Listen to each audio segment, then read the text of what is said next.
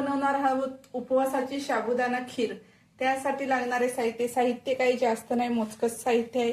अर्धी वाटी साखर घेतली आपण, तूप घेतले 1 चमचा मोठा असेल, काजू बदाम घेतलेत 1 मोठी वाटी, दूध घेतले आणि शाबू स्वच्छ धुवून मी 6 तास भिजवून घेतलेत। चला तर आपण सुरुवात करू। टोप गरम झालाय, आता आपण तूप टाकून घेऊया। तुपात आपण काजू बदाम भाजून घ्यायचे। काजू बदाम भाजून झाले त्यातच आपण शाबू जरा भाजून घेऊया। तूप आधी टाकलं म्हणजे शाबू चिटकत नाही। एक मिनिट आपण आधी शाबू भाजून घेऊया।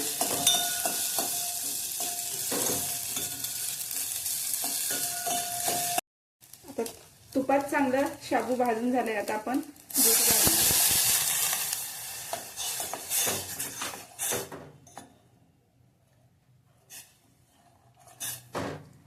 आता आपण 5 मिनिटं चांगलं शिजून देऊया।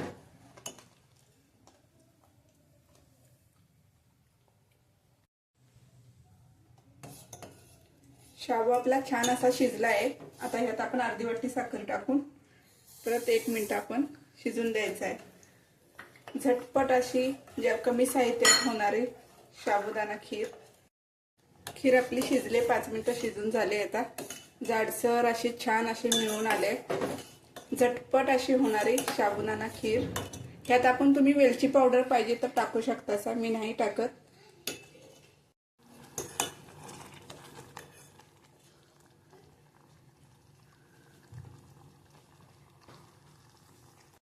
ही आता आपण एका वाटीत काढून घेऊया। झटपट अशी उपवासाची साबुदाणा खीर तयार आहे। रेसिपीला लाईक करा, शेअर करा, सबस्क्राईब करा।